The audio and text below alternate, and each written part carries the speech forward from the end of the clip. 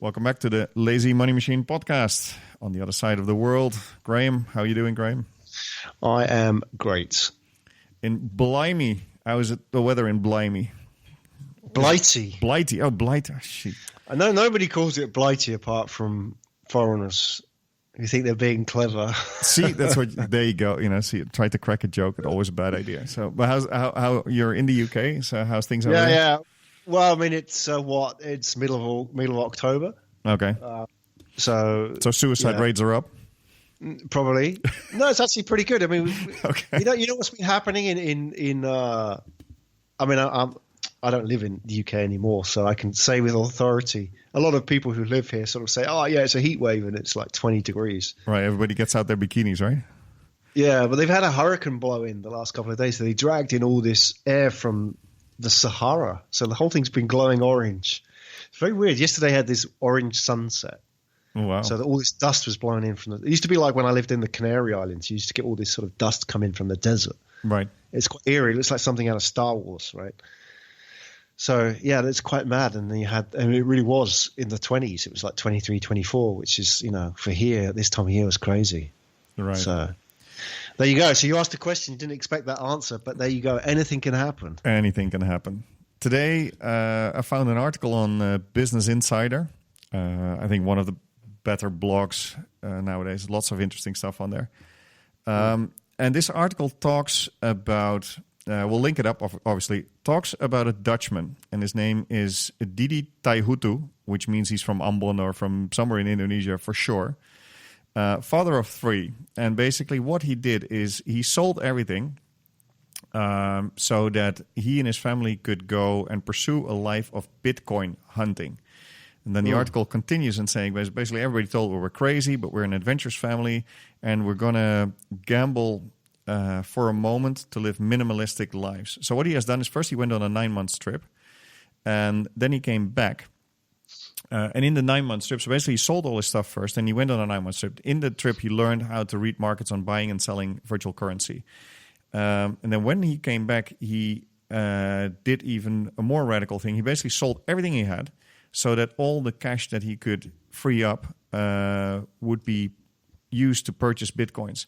And on top of that, he basically is now, he's now living very minimalistic. So I think they live in a camping site in a tent somewhere. And what he says is that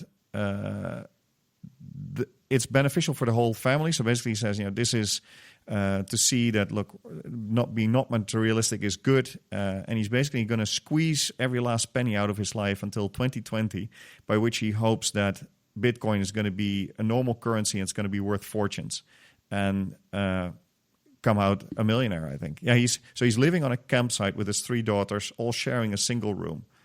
So yeah, it's amazing. I know Dutch people are a bit crazy, but this, I think even to my standards, this is pretty insane. But very admirable, and I think it's a good starting point to just have a look at some of these things and see what we think about it. Yeah, hang on. Let's just understand what's going on. So he's basically sold all his stuff. He's bought Bitcoin, and his family's living in a campsite. That's the bottom line of it. That's what it is. Okay. All right. Let's back up a little bit on this guy. Okay. Now, okay. So let's talk about Bitcoin first. Okay, fine. If you want to gamble your future on Bitcoin, that's fine. You got to understand that you're gambling your money, right? You're not buying anything that has a track record. Right. I've been in Bitcoin. I've sold out Bitcoin. Bitcoin's about 4,000 euros now, just under $5,000. Mm-hmm. I sold out around about $3,000. Right. Fine. I made money on it. I made a good chunk of money on that. But I think the problem now with Bitcoin is people are looking at these stories and thinking, oh, I need to be into Bitcoin because it's going to go to 100,000. Mm-hmm. That's where the bubble happens, right? I think right now we're kind of about market price of Bitcoin. I don't think it's going to go a lot higher because now we're starting to see – this is what they often said is you're in a bubble when a taxi driver gives you recommendations, right? Yes. I think, it ain't going to be long before you're sitting in a taxi somewhere, whether it's Jakarta or wherever. And he said, hey, look, I've just bought Bitcoin. You should get into Bitcoin. So I think we're in a bubble, Bitcoin. But this whole thing about it being in a campsite, so what if we're not in a bubble? If we're in a bubble, we're not. But you have to live in a campsite now. Mm-mm. What's that about?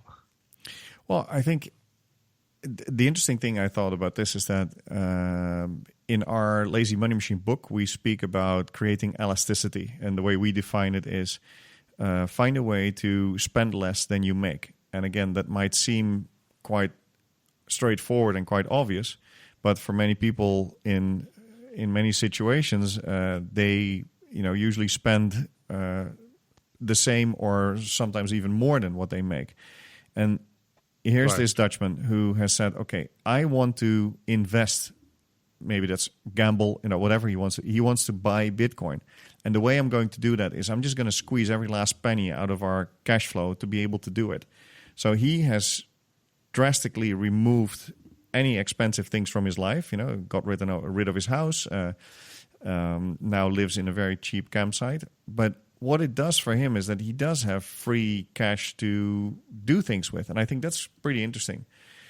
Maybe you don't need to take it to this extreme. Maybe you're not a camper, or you don't like the weather or whatever. But he basically thought, okay, there is something I can do. Many people complain about not having money to invest. I see an opportunity in Bitcoin here. I want to try this, and I'm going to go and create the elasticity and the free room to go and invest. I thought that's amazing.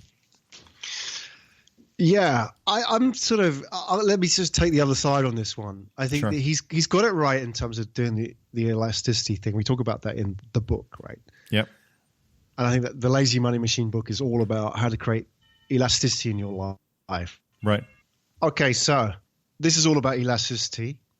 I'm going to take the other side of the coin on this one, which I think is elasticity is important. You've mentioned that. We talk about that in the book, Lazy Money Machine. You've got to create elasticity in your life. But has he gone too far? So let's have a look at it, right? He sold all his stuff so he could buy Bitcoin. Right. There's going to be two outcomes here, maybe. Mm-hmm. One is that, well, Bitcoin's a bubble, and then he loses everything. Or it goes down to 1,000, or it goes down to 500, or whatever. Yep. If that's the case, and he spent all this time with his family in a campsite, well, what's the fun in that? And then the second one is, well, maybe Bitcoin goes to 1 million. In that case, he's sitting on top of several millions, if not billions, whatever he's hoarding there, right? Mm-hmm. If that's the case, then, well, he doesn't then need, well, if he's got 100 million or 50 million, it doesn't really make much difference, does it? So did he need to be in a campsite? Well, he sold his house. I didn't have the Business Insider article. I just dug it up. Basically, he sold his house.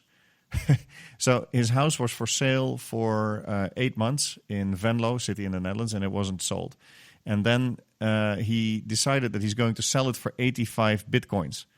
And it got a huge media attention. So now the property has been sold under reservation to a cryptocurrency trader. So he basically got his selling price, but in cryptocurrency. Who got the best deal there? I think the guy selling his cryptocurrency got the best deal, don't you think? Well, at least he, got a fiat currency translated into land and bricks. So, right. No, the fiat currency is well, yeah. I mean, he sold Bitcoin to convert that into bricks and mortar, right? That's right. Yeah. So I think the guy who actually sold the Bitcoin got the good deal there, right? Because he's basically taking something which you can't use, has no value apart from what somebody else would pay for it, and converting it into something which you can live in. And I think, the better idea is not Bitcoin or property. I think Bitcoin and property. But I think this guy, I'm not sure about this guy, what he's doing. What I think he should have done was take half of it, buy a smaller house or rent a house, take half in Bitcoin and invest the rest in a rental property, right? Yeah, I think this is an all-in strategy. Yeah, it's crazy. And he says we want to buy as much Bitcoin as possible, so the car is for sale, everything is for sale. And he wants to buy as much of that as possible, assuming that by 2020 it's going to be worth a fortune. And assuming. It's like a roll of a dice, isn't it? It's like we're going to have all or nothing. We're going to have like 50 million or we're going to just live in a campsite. Yeah, it's a small chalet, so they're not living in a tent. I thought they were living in a tent. But yeah, well, but still, it's like it's a portable home. Yeah. Right. It's made out of wood and plastic. Yeah. So and it then leaks in the winter. Then in the article, the last sentence is very interesting. And then what if things go wrong? Oh, then we will be without money for a moment. But I don't think that that's going to be the worst thing that can happen in life. Really? But that's good. I think that's good. But it's one of the worst things that can happen in life, right? Well, but again, I think he sort of believes then in his ability to go and figure out something new, right? Yeah. I don't know. I need to speak to this guy. He needed, he's taken a big gamble, not just himself, but his family's future. Right? I mean, if it all goes wrong, it can't all go wrong in property, because in property, if it all goes wrong, the worst ever thing that can happen in property is the value goes down. But the house is still there. You can still live in it. Yes. Yeah. That's what I don't get, right? Yeah. And I sort of try to provoke a bit of a discussion today, but obviously, what we teach is not this, right? We strongly advise you against these kind of speculative moves. I admire people that do, but I think for the most part, this is not what you want to do. I think you want to learn a system. You want to learn a way to make more money than you can make from a salary in a way that is, safe, relatively safe and controlled, and not go and, bet the bank or bet the life or bet the house or everything on one move. And as you always say, Graham, it's fine to do this on the side or as an extra thing, but don't make this your main strategy, please, because it's too dangerous. It's a roll of a dice, and you don't. I think if you were 18 years old and you're just starting out and you had 5 or 10 years just to do this kind of crazy stuff, man, it's fine. But anything older, the years you've invested in this, you can't get those back, right? If he spent 5 years in a campsite and it didn't work out, he's 39 years old as well, right? Yeah. He's going to kick himself. It's too much of a gamble. So I think what we would say is go to lazymoneymachine.com, get a sample of our book, see what we're doing, and come and join us to learn a safer system to make passive income. And if you like to do that, we'll see you there, and otherwise we'll see you as an audience for our next episode in the podcast. And you know what, Erik? Just whilst we should take Bitcoin. Can we do that? That should be something that we're thinking of, right? We should take Bitcoin. We should for buying the book and the course, right? Well, not the course, but the access to the group, the membership. Oh, absolutely. That's a cool idea. Yeah, go for it. Yeah. Definitely. All right, there we go. Work in progress. Work in progress. You can buy the Lazy Money Machine book and group for Bitcoins. Yeah.